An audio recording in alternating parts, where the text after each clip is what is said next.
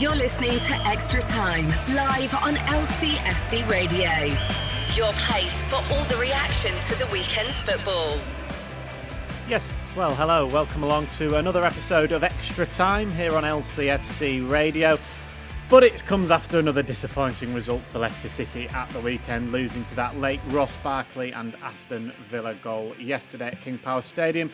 We'll hear from Brendan Rodgers, James Maddison. We'll look at Wesley Fofana's debut. We'll preview the game with Zorya Luhanks on Thursday. And we'll also praise James Maddison's Goal of the Month award winner, which won both Premier League Goal of the Month and LCFC Goal of the Month as well. We'll also talk about general Premier League stuff as well and again try and get to the bottom of why there's been so many goals this season in the Premier League.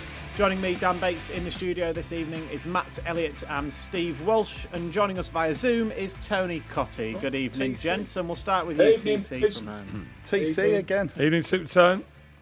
All right, Matt. I'm Walshy. All right, mate. Yeah, good, mate. Yeah, you'll be in an interesting mood after yesterday, TC. 10 minutes to go in the West Ham game. It wasn't looking good, was it? So that'll put a big smile on your face. But then, unfortunately, Leicester losing straight after maybe half wiped it out.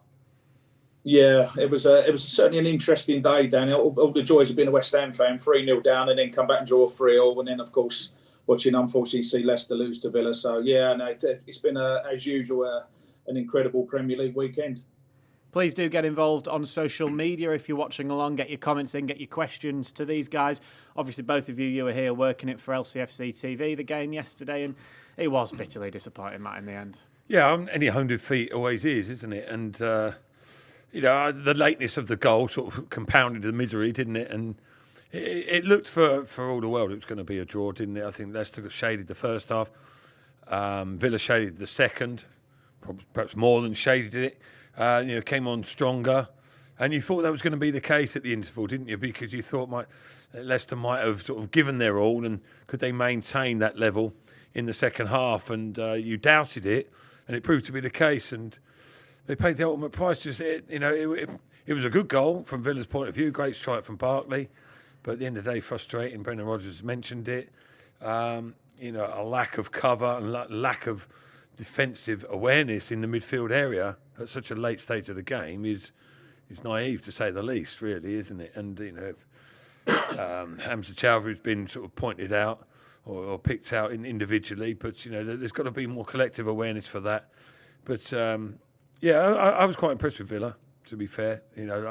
You came to expect them to be a better, tougher proposition than they were last year in the league. They've added quite a few new players. Obviously, their form's been very good back in the last season and this. And, they followed that up with a very professional performance. But Leicester will be, mortified that they let it slip so late, didn't they? Because it's not nice. 2 home defeats on the trot, going into, as we spoke about before the game yesterday, going into a flurry of fixtures, both in Europe and domestically. You want to get that sort of that run of games off to a good start, don't you? And it's done exactly the opposite. So it's going to be a tough period coming up now. A bit like we did last week, Walshy, on the show. We have to praise the visitors. We praised West Ham last week for their performance. Yeah. You have to praise Aston Villa. I just look at their fixtures before Christmas as well. Other than Arsenal away, there's no other big clubs or top 6 clubs up until Christmas. So they've actually got a relatively favourable run if they keep this run going. Villa, absolutely. Yeah. So. Well, listen, it spoilt my Sunday dinner. I'd been out. I'd been treated by Ashley Barrett from BSB who took me for dinner on that Sunday. And I got the samosas for the lads, Matt. And, and that happens again on a Sunday. So it was really disappointing. But Villa, resilient now, a different outfit than we saw last year completely. They're a strong unit, well organised, defended well, took the tackles. There was some, I thought Leicester went about the business really well in that first half. I thought the one thing we said before was to rattle Grealish. There were good tackles going in on him. They just didn't rub his head in the ground and, sort it out and tell him you're going to get another one, like we used to do in the old days, Matt. But no, they bounced up and they got on with it and they found a way which we couldn't.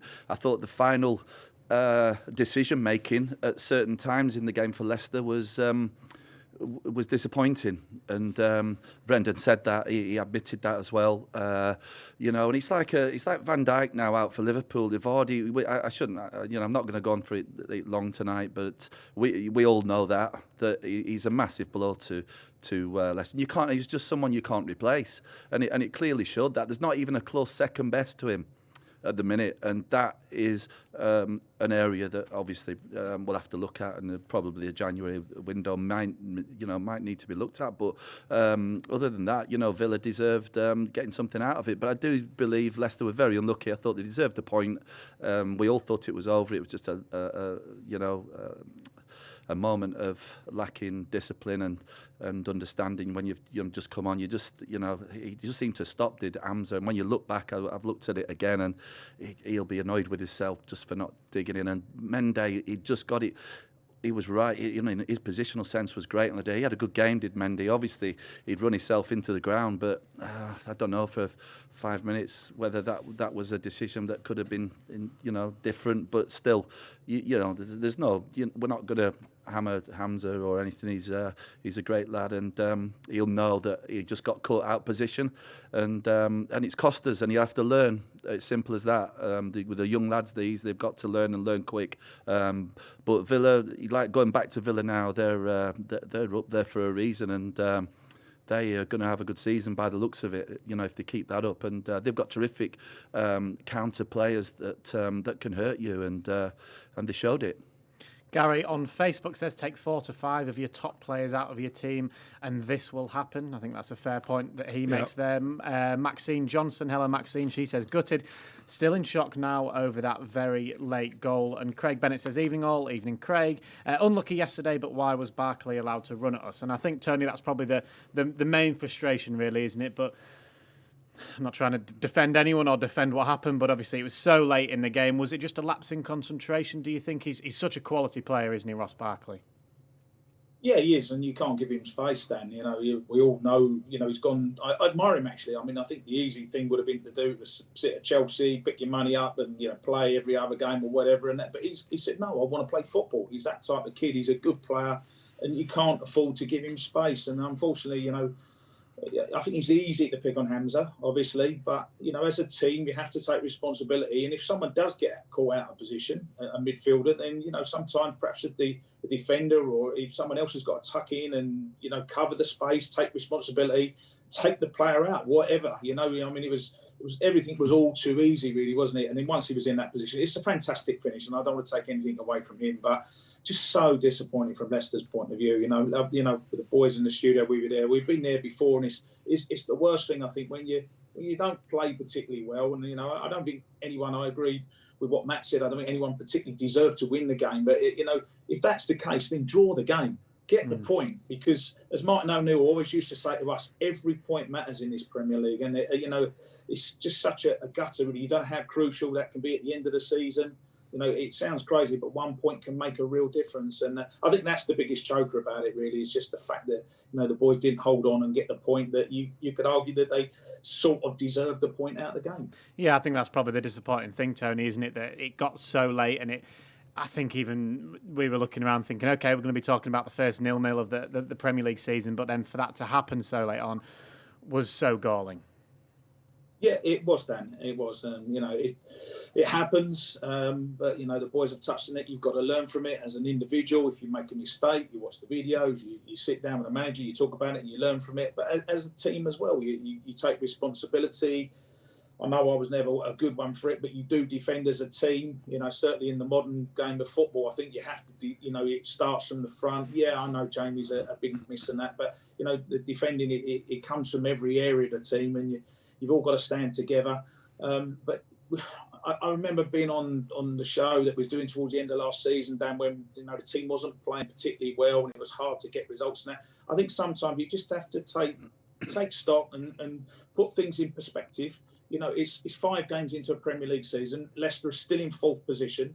It's still been a really good start to the season. Yes, it's really, really disappointing they didn't get that extra point, but I do think you have to keep things in perspective for the football club. You look at there's still 5 of the top 6 behind us, when we've just, we lost against West Ham and we've lost against Villa. So we've had 2 defeats, yet still 5 of the big 6 are behind us. So it tells you that we're doing well. There's no doubt about that. And the lads will be disappointed. You could see it in the face after the match. And they've got to go again, and they will do. I think that they're playing pretty well. I really do. I think they give everything, and they just fell to a moment of laxing concentration. That's all it was. And for that effort that they put into that game, they deserve something out of it. They do. And when you analyse, I look back at it, I think there could have been 2 red cards for Villa.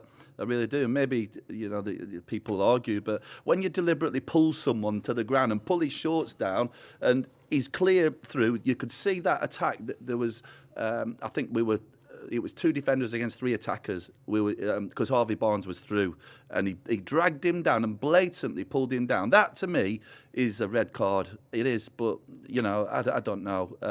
Trezeguet, he should have had a second booking in the second half, I think, and the referee just waved it off. So things could have been different, but they weren't. And we look at red cards and how easy they give them over the weekend, and it's just crazy how things have changed now. But and there's me saying that, Matt, with my record of red cards. but I just think that's a cynical challenge that stops a goal chance for Leicester. That was a real clear. He was through, and when I looked up, I thought, wow, we're in here.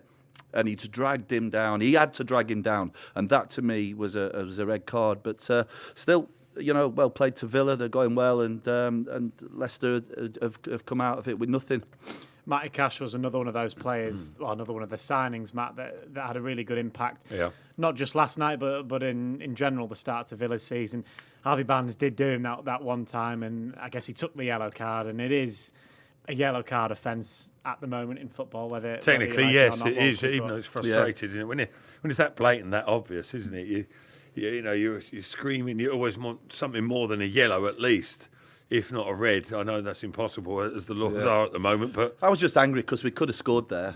They were up there. He knew he had to bring it down. It was an advantageous situation. It wasn't an immediate goal threat, I suppose, was it? He probably would have developed into one, but such are the laws. Cash knew what he was doing, didn't he? He made no bones about it, did he? And he made sure he did it properly. He held on for a good few seconds, didn't he? So it seems to play devil's advocate as well. Johnny Evans did do a similar challenge to Watkins later on. Yeah, cynically took him. Yeah, he did, absolutely. And I did remark on that after the match. You're right, and that was cynical. He needed to do that, and he could have been sent off easily, couldn't he? Yeah. The good thing was, then this is why we're going to discuss about Fofana later, but his positional sense there he knew that there was a danger, and he stepped off Evans, and that's that kept him on the field really, or for being sent off really, because if it had been last man, he'd have been in big trouble.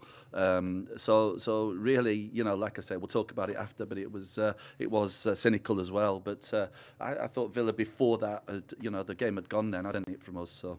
Yeah, it became quite a frenetic game in a way. There was a lot of yellow cards shown. I think fairly as well, to be fair. A lot of the challenges were majority of the time, challenges. There's a lot of screaming as well from Grealish. Yeah, we could hear him screaming in the stadium. Yeah, there was. I mean, that was something that was very noticeable. Even I had headphones on at the time, but I could still hear every challenge or every even semi-contentious incident. Villa were up and screaming, weren't they, from the bench, on the pitch as well. And I think that was an intentional ploy to try and put pressure on the referee, and I think it doesn't necessarily work in the early stages, but it builds up, and I think it had a little effect, on the outcome of a few decisions. And I think Leicester can be a little bit more professional with that, really, because from what I saw and heard, they just let it happen. They're like, even if they think, Aston Villa are being a little bit over dramatic and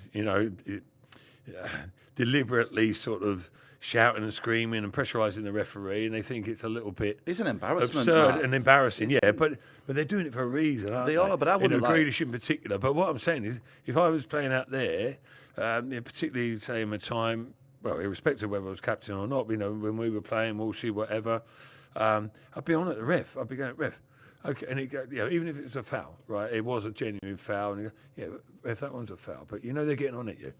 Make the ref aware of what is happening to him if he subconsciously doesn't realise it, because all the pressure was being applied by Villa, and eventually refs go, well, I've not given them 4 or 5 now. It's about time I gave them one. Yeah, and it does happen. It does, yeah.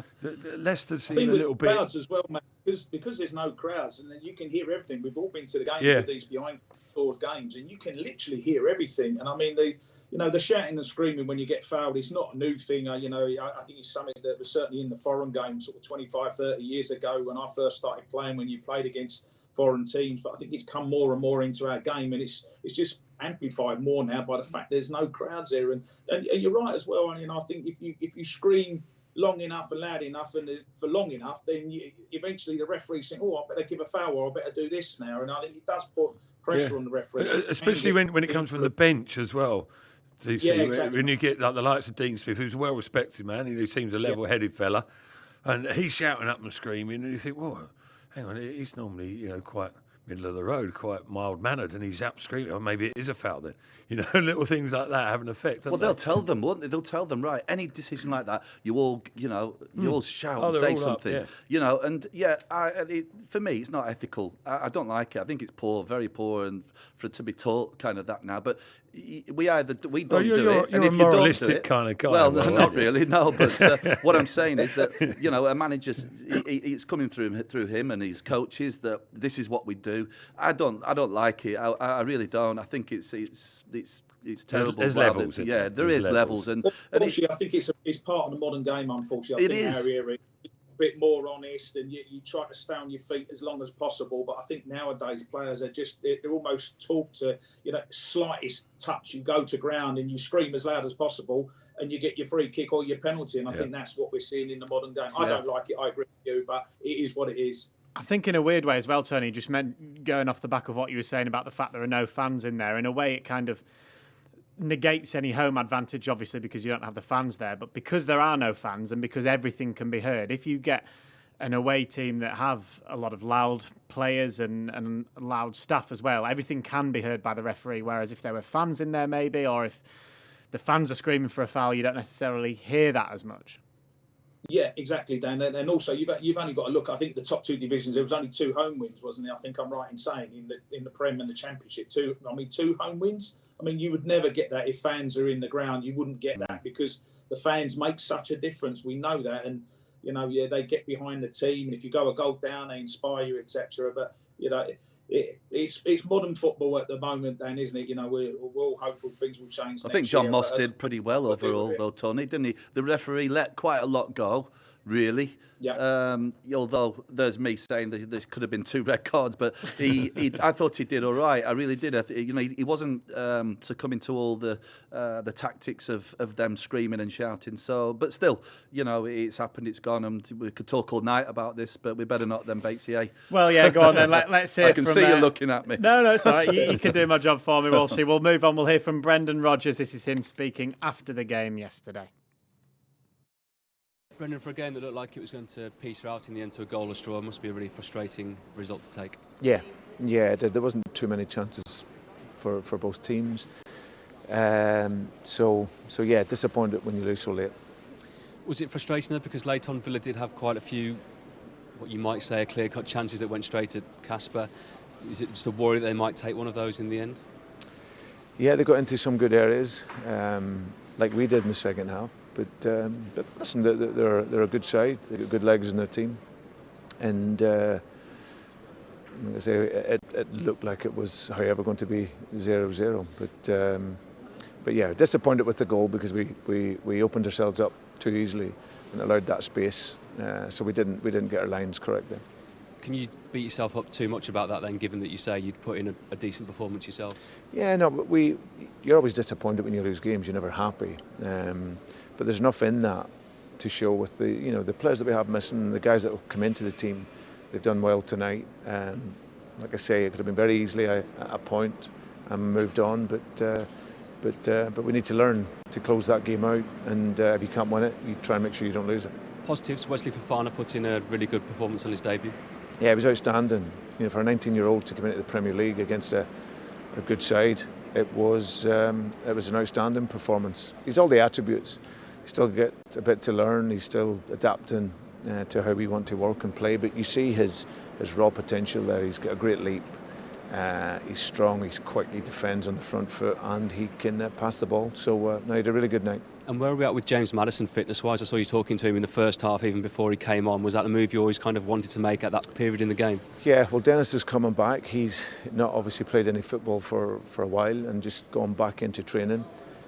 So it was always the idea for him to get 60, 65, and then James to come in and get 20 to 25 minutes. So yeah, but good for both those guys to get some game time. And Islam Samani back in the group, not only in the group, but getting a big chunk of game time as well, which I guess he needs right now. Yeah. I've never really had the chance to work with Slim because he's been out on loan, and I felt that if he'd stayed, then he could be a good option for us. I just think it's the guy's getting used then to playing with him because he needs the ball in the box. You need crosses from wide, half space areas, and he's fantastic in the air. Gets his head self onto two headers. So, but good to have him in the group. And we'll need a squad for the number of games that we'll have this season. Yeah, you talk about the squad, lots missing tonight through injury. Are any that didn't play tonight likely to be back on Thursday? I wouldn't have thought so, no. Okay. And in terms of the Europa League in general, are you looking to put the first team in there and go as far as you can? Is that the way you look at it? We want to be strong in it. It's a competition we work very, very hard to get into European football. So we dust ourselves off tonight. We showed some good moments, but we now got to put it behind us and get on to our next game. Brendan Rodgers there speaking to LCFC Radio's James Fielden. Incidentally, it's half-time in the Premier League game that's currently taking place between West Brom and Burnley, and it's 0-0. Which probably doesn't surprise you too much there at the Hawthorns. That could well be the first one of the season, couldn't it? Absolutely. Yeah.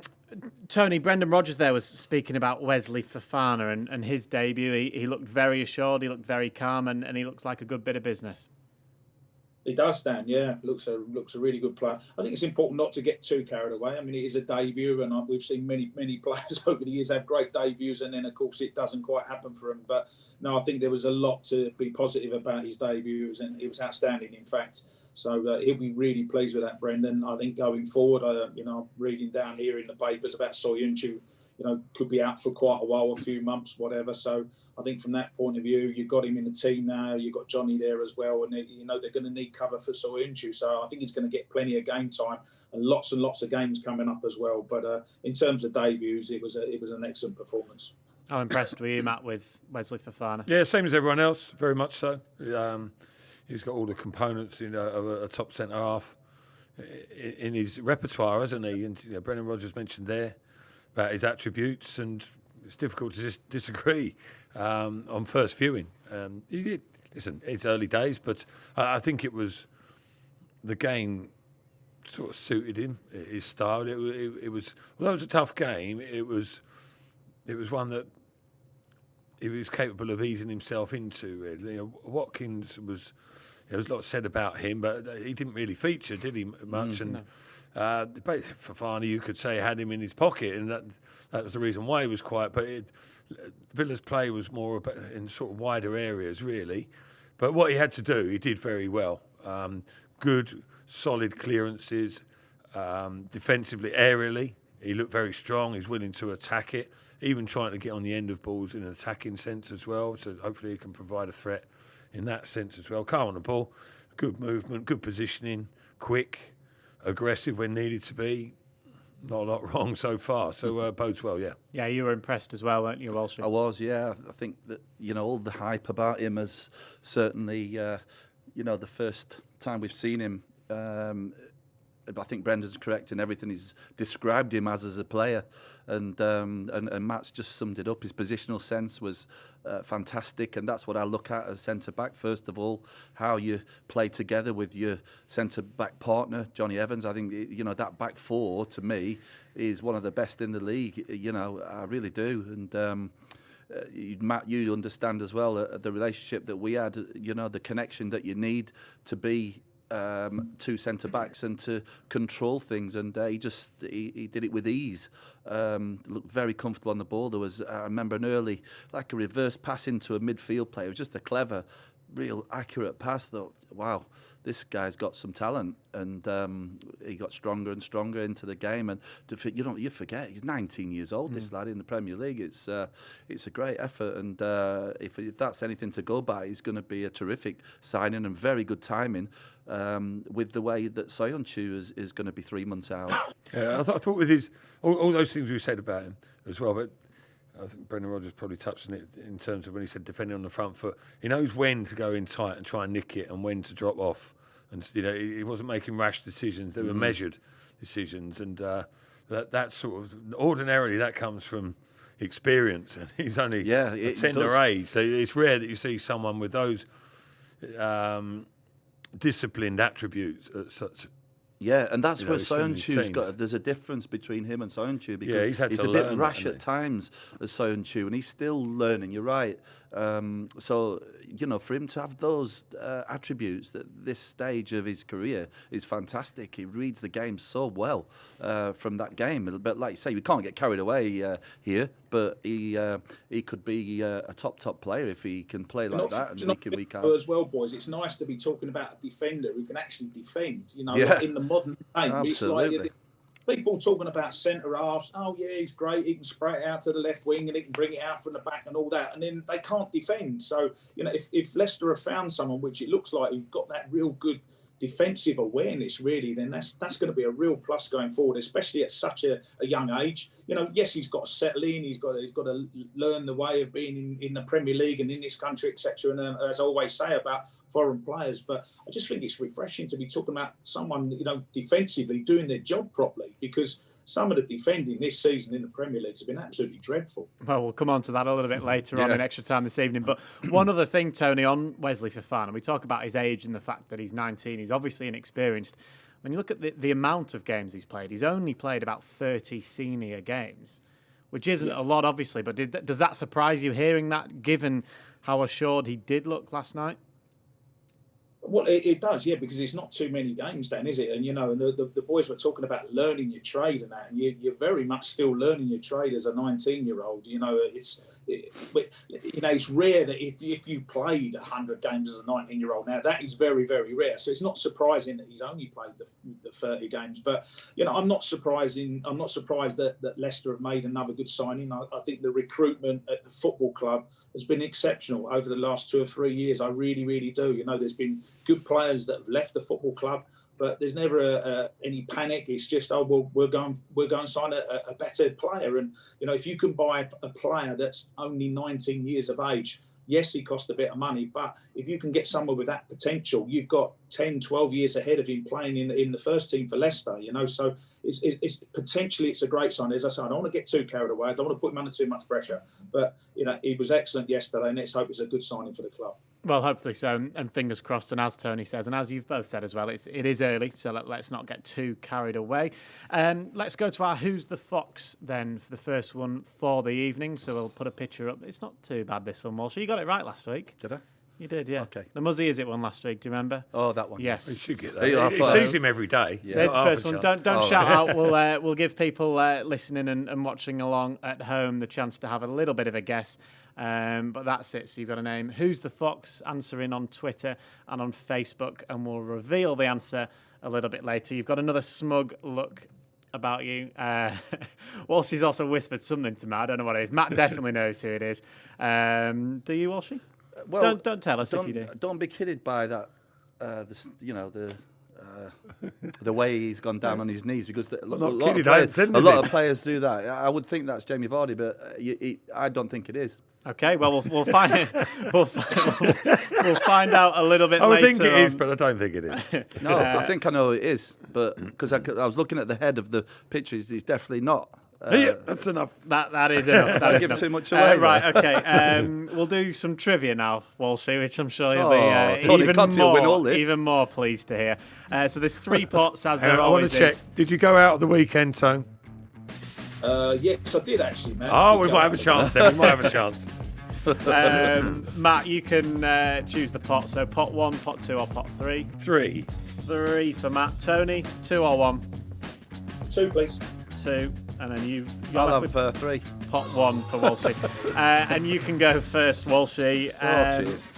Islam Slimani last featured in the Premier League for Leicester against which opposition in January 2018? Oh, I don't think it's not easy on that, is it? I did hear it. You did? Did you? It was on LCFC Radio's commentary of the game yesterday.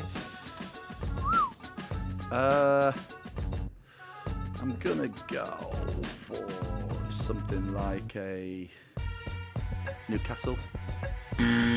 Worthy attempt at guessing. Matt, you have a chance to steal it. I'll actually get a point for this. Oh, he's won it. No, I can't remember it. Oh, I'm going Southampton. Might as well name a Premier League team. If he gets this right now... I should do, because it's been spoken about. No idea. Spurs. No idea. Huddersfield. Stuff It was I'm still in. Huddersfield. No, never got 2018. So no one gets the point, so don't worry about that one, Who thought Walshy. that question? Matt, the first one of pot 3, the Foxes kick off their Europa League campaign on Thursday, of course.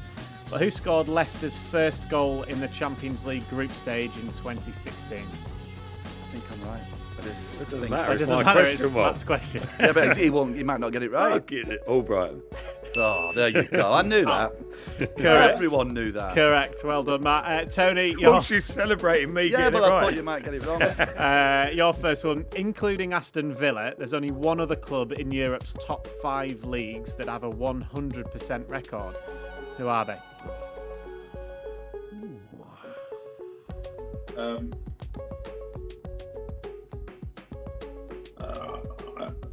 I think it's one of the Spanish clubs. I don't know.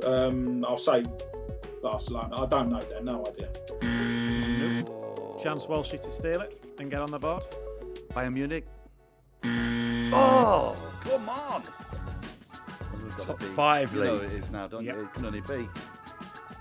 I'll write it down for you, Matt. It's not Spain. Or is it? I think it's another Spanish club, mate. I It's think. not Real Madrid.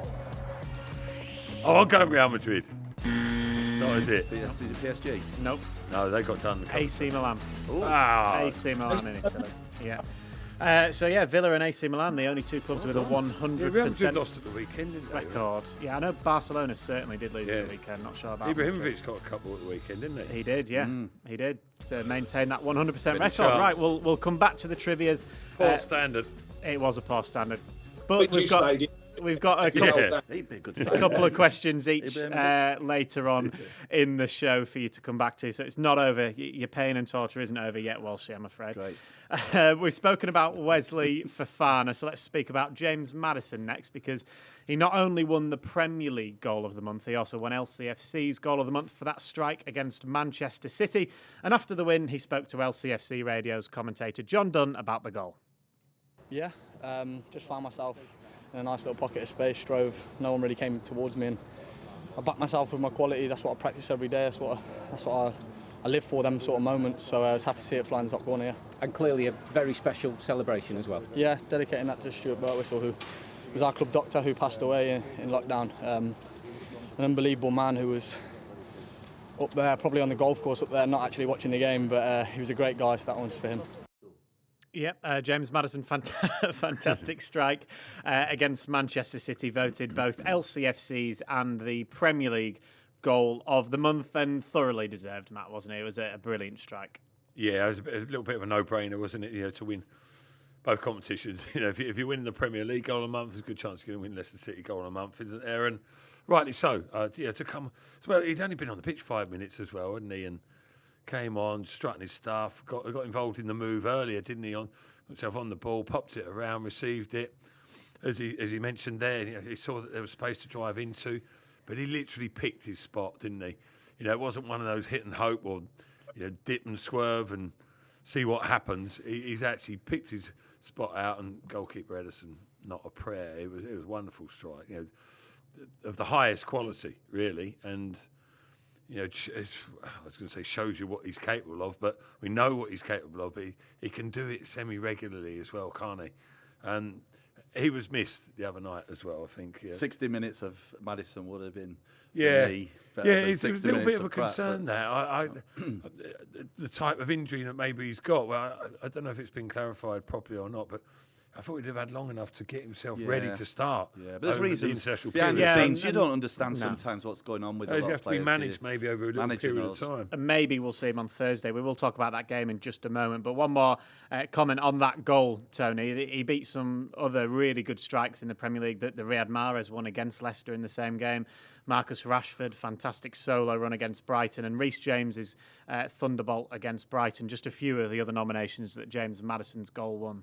Or beat. Yeah, there's been some good goals down, hasn't there? But I think it was the right choice to win it because it was a fantastic goal, and I'd sing James's praises there. He was saying about it's something that he works hard on and that, and I think sometimes as a fan you sort of don't always appreciate just how difficult it is to do that and how much time and practice you have to put in to do it because curling the ball into the top corner is not easy at the best of times, and to just keep practicing and practice and keep trying things and have the confidence and the ability to do it in a game of such magnitude it was a wonderful goal. It really was a wonderful goal and thoroughly deserved to win it. That's the key element, I think, Tony, as well. Was the practice, but the confidence, the belief in yourself, because technique. Some people might try that in training, and 9 times out of 10, even if you're capable of it, you'll get it wrong. But Maddison probably 4 times out of 5 he gets that wrong. But on the big stage, against the big clubs, on TV and everything that goes with it, he's willing to back himself and risk looking silly. What about that? Was it Lanzini, West Ham? Yeah. What? Yeah. Well, I was going to say to Tony, that's got a big goal of the month already. He's nailed on, I think, for October's, isn't he, Tony? I think, yeah. I wasn't cheering when that went in. Well done, by the way, to a couple of guys watching in on Facebook for guessing correctly in our trivia game. Mike says Mark Albrighton for the Champions League goal scorer. Well done to him. Grant said AC Milan as well, so well done to him. There's been a couple of guesses as well for the Who's the Fox. We'll come back to that a bit later on in the show as well, though. Is it Jamie Vardy? No, we've established the draw of the pot. That's all. That's all. Different thing. The game on Thursday, Matt. Obviously, Leicester back in European action again. It's very exciting. Who are we playing? Zariah Lehant. I've got the hang of it now. Something like that, anyway. Close enough. Wasn't a million miles off, was it? No, is it Zariah or Zaria? Don't ask me. Zoria. Yeah. Zoria. Okay, let's go. Neither. Thanks for that, Sam. Somewhere close. Yeah. Listen, as Brendan Rodgers mentioned there, they've got to get over the disappointment of the last couple of results, but obviously last night against Villa. Quick turnaround, isn't it? And I think it's sort of semi-blessing that it's not a Premier League game, that it is a fresh challenge, an exciting one at that. Europa League, it doesn't come round too often for Leicester City. They've had experience in the Champions League, obviously, a few seasons ago. The majority of those players, some still remain, but the majority of those players have moved on. So it's almost a new era. And it'll be a new experience for them, and a really challenging, motivational one as well, isn't it? And I know that you haven't got the atmosphere, you haven't got the sort of the build-up and the euphoria of running out in front of your home crowd against European opposition, but it'll put a little spring in their step on Thursday night, and hopefully give them that extra yard. And you would think, without being disrespectful to the other teams, that Leicester would be quietly confident of doing very well within the group and hopefully topping it and going through to the next stages. That would be the intention and the expectation, you have to say, even with the amount of injuries that Leicester have got. You'd feel that there's enough quality to do the job. We heard in that interview with Brendan Rodgers, Tony, that he intends to take the Europa League very seriously. Do you expect to see a similar team that played against Aston Villa last night? Yeah, similar, Dan. But you've also got to look at players. Is there players that need fitness? James Maddison. You could argue that does he need to start the game, get some minutes under his belt? You've got to look at players that perhaps played quite a lot of the game. Do they need a little bit of a breather? But I want to hear what Brendan's saying. It drives me mad sometimes when you hear managers like they qualify for the Europa League and then they say, well, we've got other priorities. And you think, well, you've just spent the whole of last season trying to qualify for a competition. Why would you not take it serious? And the best thing that UEFA have done, certainly in recent years, was to make the winners of the Europa League, qualify automatically for the Champions League. because then there is a real value, not only to winning the trophy, but qualifying for the Champions League. So I think, it's a bit of a slog. You've got 6 games and it's cup football and you've got to, take the games as they come and that. But, I just think it's right that you take the game seriously. You try and get into, try and be in Europe, going into the new year. These group games will be played this side of Christmas, but, you don't want to be getting to February thinking, if only we could have been in the semi-finals or whatever. You could have been having a good cup run. And I think winning breeds confidence anyway. In any competition, you want to win games. The longer you stay in a competition, the more confidence there is in the squad. Yes, it's going to be difficult. There's lots and lots of games coming over the next 3 or 4 weeks, but I think there's more than enough talent in this Leicester squad to get us through certainly to the knockout stages. And it's very exciting, isn't it, Walshy, as well? Obviously, it's now 4 years since the Champions League run, and before it's that, so it was sad that the fans can't see this and witness what's going on. It's really terrible for them. I do feel for them, but it is what it is. And I think you're right, lads, in the fact of it's a juggling act for a manager now to get this right with who he plays. It'll be interesting who he starts. You got to look at Johnny Evans and say he's a player we want to protect. He's played a lot of games, he has, and he's the last person we need to pick up. And he's been carrying one in the international break, as we know. But he managed to play 2. Was it 2 out of the 3, or did he play them all? Did he play? Oh, he played 2 games, didn't he? For Ireland, I think. Northern Ireland. For Northern Ireland. And, he's come back and he's played another 90 minutes. You wonder whether he might just give him a rest. But the younger lads will be, chomping at the bit. There's no doubt. There were some terrific performances. Castagna, look at his performance. Mendy, Fofana, you look at that. There was 6 or 7 of them lads played at the maximum, and he was one of them. Was Johnny Evans, but maybe someone we protect. Slimani, maybe he'll give him another chance. With it being a European game, it'd suit him. So I'd expect him maybe to start. I think it may makes sense, and he's been training with the lads. So why not? At the end of the day. But listen, it's great to be involved in it, and I think we've got a great opportunity of winning the group. And it'd be great if we can go a long way in the competition. Final word on that game on Thursday, and one of the players you just picked up on there, Timothy Castagna. Obviously, he's new to Leicester City. He's played every game, hasn't he, on that right hand side, and he gets up and down. He does a lot of running, but he looks like the type of athlete that can do that a couple of times a week. He does, yeah, every single month. Yeah, he does it in his sleep, doesn't he? He's a supreme athlete, really. But even the likes of him will have moments of fatigue throughout the campaign, though. So he'll need to be managed like everyone else, but not just yet, I don't think. I mean, I heard him speaking after the game yesterday, and he was saying, the body's aching a touch. He's been away on international duty, played a lot of games, a lot of game time. But even these thoroughbreds still feel the effects on occasion. So, but I think for right now, Castagna will be. You look at the Leicester squad there. In comparison, probably in terms of experience to the other teams, they are superior in terms of European competition, the amount of internationals in each team, etc. Who've played to a higher level, and they've got to go in there and remind themselves that and lift their confidence, because it's taken a little bit of a knock the last couple of games. It wasn't so long ago everyone was applauding them and saying how wonderful they're doing, and the goals are raining in, etc. So somewhere in between is probably about where they are.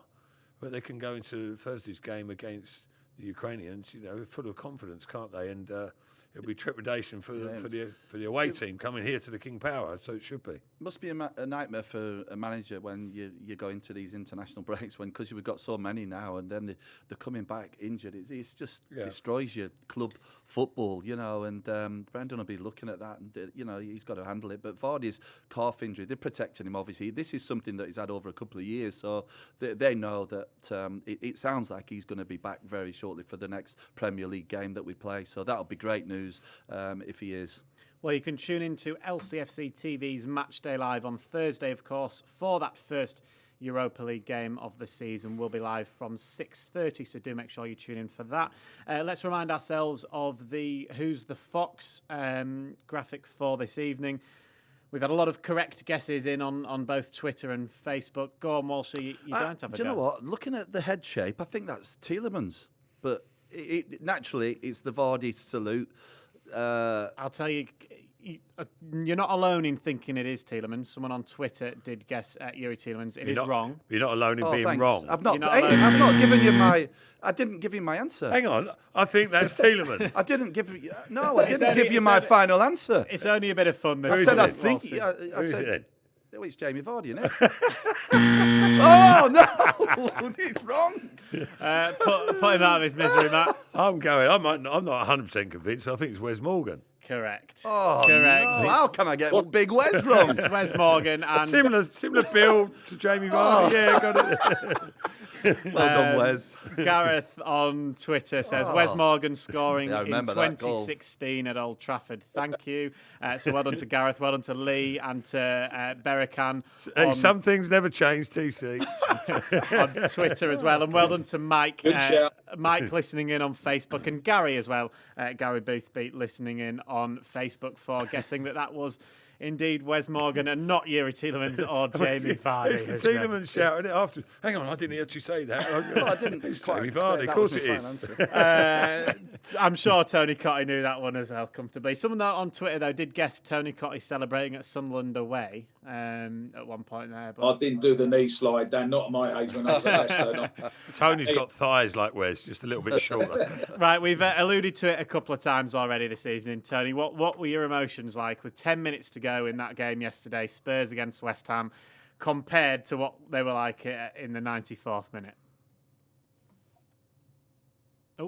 Well, I mean, I was watching the game, Dan. I mean, West Ham actually did play that bad, to be honest with you. And all of a sudden, they're 3-0 down after 15 minutes. And you think with the way Harry Kane and Son was playing, you know full well Gareth Bale's coming on at some stage. And you're thinking this could be 5-6, 7-0, you know. But they sort of dug in there, West Ham. And in the second half, improved performance, but still no sign of what was to come. And you know, I think anyone watching it, whether, you know, obviously I'm watching it as a West Ham fan, but anyone from a neutral point of view, there's no way you would have said that West Ham will get 3 goals in that final 10 minutes or so. But, you know, I think Walshy touched on it. Lanzini's goal was just, you know, the other 2 goals were scrappy, but, you know, the Lanzini goal was an incredible goal. And, you know, as I said, so far it has just been an unbelievable Premier League season with the results we've been getting, and that was up there with them, wasn't it? You know, for a team to be 3-0 down with 10 minutes left, you know, it was a great performance by West Ham.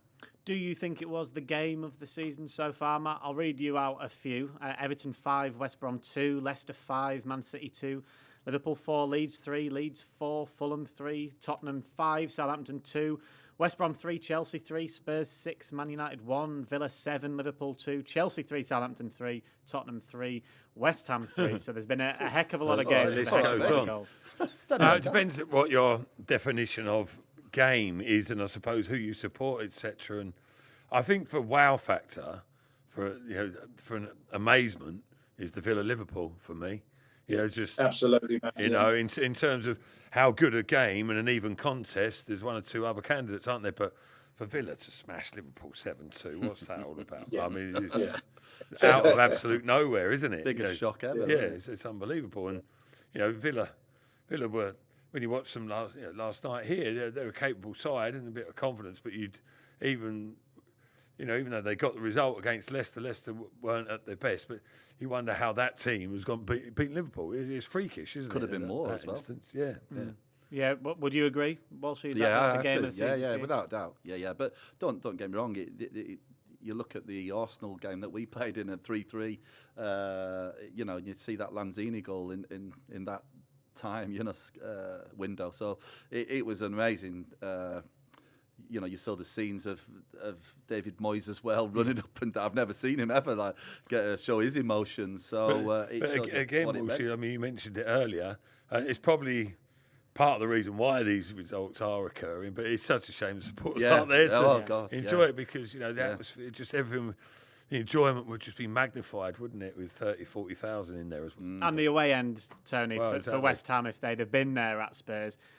I'm sure that not all of them will still have been there with 10 minutes to go at 3-0 down, not looking like you were getting back in the game. But for those that would have stayed, that, again, it just, as Matty says, underlines how disappointing it is that there are no fans at the moment. Yeah, absolutely, Dan. I'm sure there would have been plenty of West Ham fans up and down the country jumping up and down, and when that goal went in. But it is just so frustrating for everyone, because I think we all want to see the return of the fans, and they're just missing out on some incredible football. And it'd be interesting to see whether it will change. Once the fans do come back, whether the goals will sort of quieten down a little bit, whether football will go back to what you would call normality. I don't know, because. I agree with what Matt said. There's no way in a million years you could have said that Villa were going to put 7 goals past Liverpool. You would never ever say that was going to happen. And some of the other results have been bizarre as well. I would go a little bit one step further, and I would say that there's the potential this season of someone else winning the Premier League, like what Leicester did 4 years ago. Yeah. I think the potential's there. All the ingredients are there, and all the conditions are right for a team.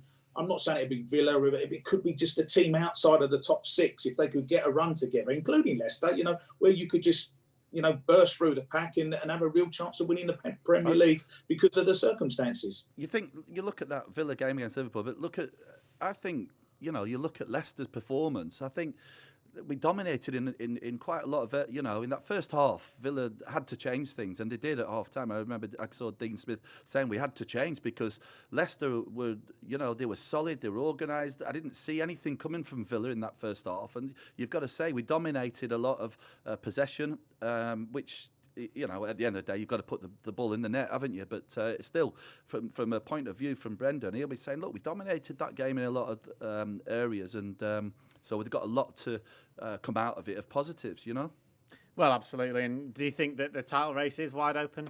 Matt, a lot of people saying it could potentially, as Tony says, could be the most interesting title race in a long time. Yeah. The clues are there, aren't they? Or the hints are there. Sorry, but you look at the table. I don't know. Saying 5-6 games times, it will have formulated itself pretty similar. I mean, the bottom teams at the moment, they're the ones that you would fancy to be right down the bottom. Slightly different scenario, isn't it?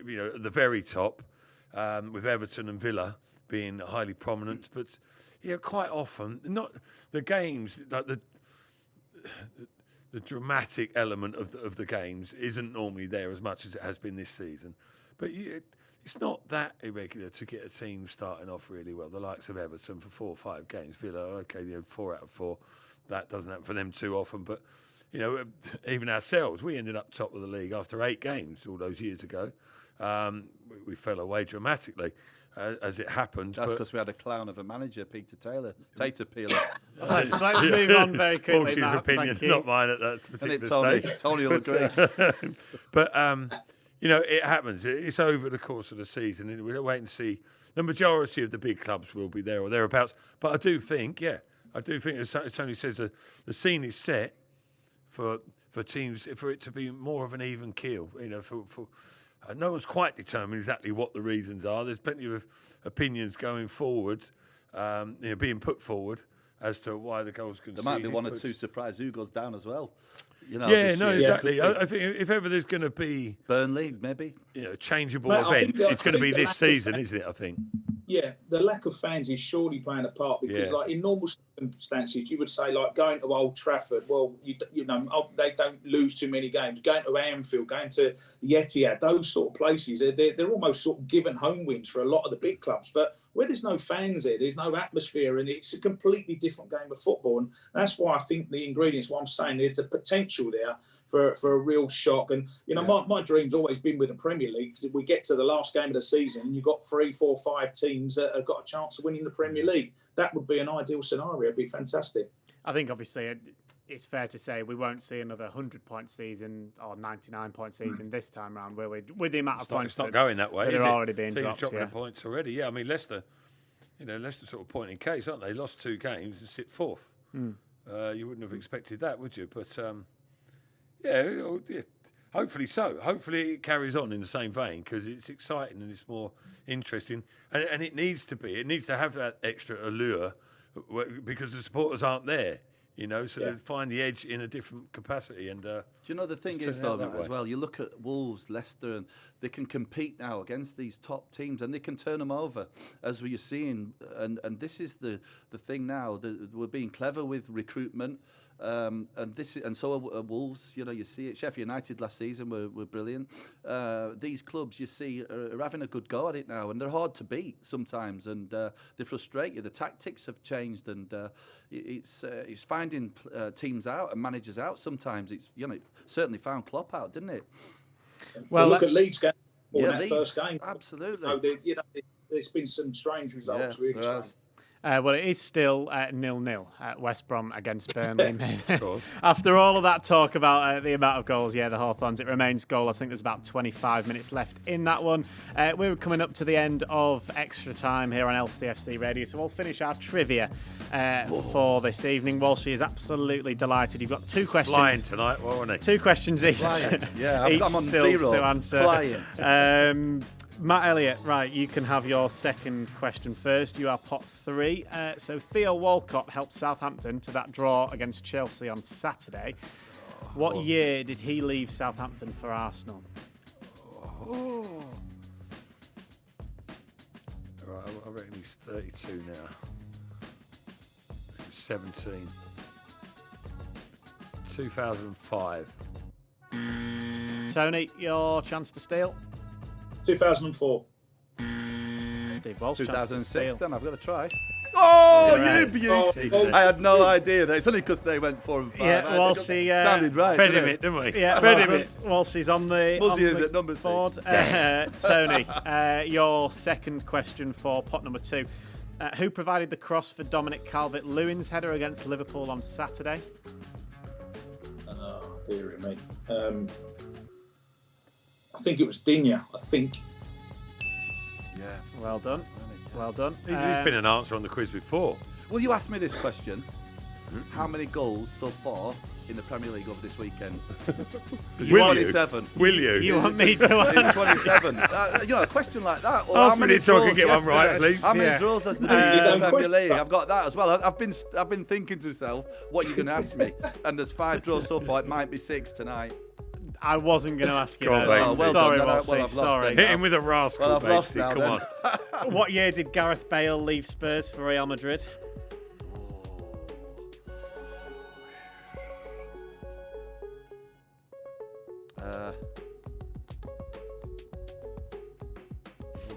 You've got to give me time on this. I'll give you a bit of time. And your first answer is your only answer, I'm afraid, for this one. I know the answer, Walshy, if it's any consolation. No. It's got to have been 6 years, hasn't he? 6, 14. Trying to do the maths now. Gonna have to give you a 5. 2012. Nowhere near. Passes over to Matt. I was going to say that. I'm going 13. 14. Oh, he's got it! Look at this. Correct, Matt Elliott. Well done. Back there. 13. Stolen well by Matt. Finally, then we'll do Tony's last one. Tony's last one. Ahead of the Leeds Wolves game this evening, Patrick Bamford has started the season very well. How many goals has he got so far in the Premier League this season? 4, I think. Walshy. I got 3. You beauty. 2 steals to Walshy. 2 points for Walshy. This is like the Premier League season. It's crazy. Walshy's winning the quiz. I'm not winning. I'm only on 2. You're on 2. Well, it's a joint tie break. winning. Your last one, you've got a chance here, mate. Fulham and Sheffield United shared the spoils on Saturday thanks to a late equaliser for the Blades. Billy Sharp. He's only won Get the quiz. in! TV! Matt, you've got a chance, and we will need to. Yeah, you've still got another one. Adama Traore plays for Wolves tonight, or we assume he'll play for Wolves tonight, fresh off the back of making his competitive debut for Spain during the international break. Before that, though, he was called up by 2 nations, Spain and who else? And they had to pick between one or the other. Who was the other one?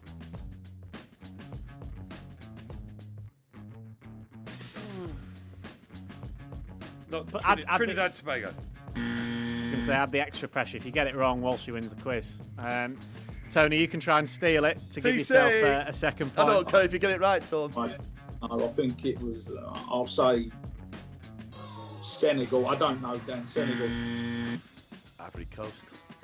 That was Mali, but he chose Spain, obviously, and made his competitive debut. Walshy wins the quiz. First time ever, and probably the last. We were ridiculing it earlier. I'll take it. Well done, Walshy. Right, very quickly, there's a game taking place again this evening. I just want your scoreline predictions each for the game that takes place this evening, please, which I will tell you very quickly now. Obviously, it's Leeds Wolves. We were just talking about it. Go on, scoreline. 6-4. Tony? 2-1 Leeds. Yeah, I'll go 2-1 Wolves. 2-1 Wolves. Okay, interesting. It is still 0-0 as well at the Hawthorns. Do make sure you tune in to Matchday Live on LCFC TV on Thursday as Leicester kick off their European adventure against Ukrainian side Zorya Luhansk. But thank you very much for listening to Extra Time this evening.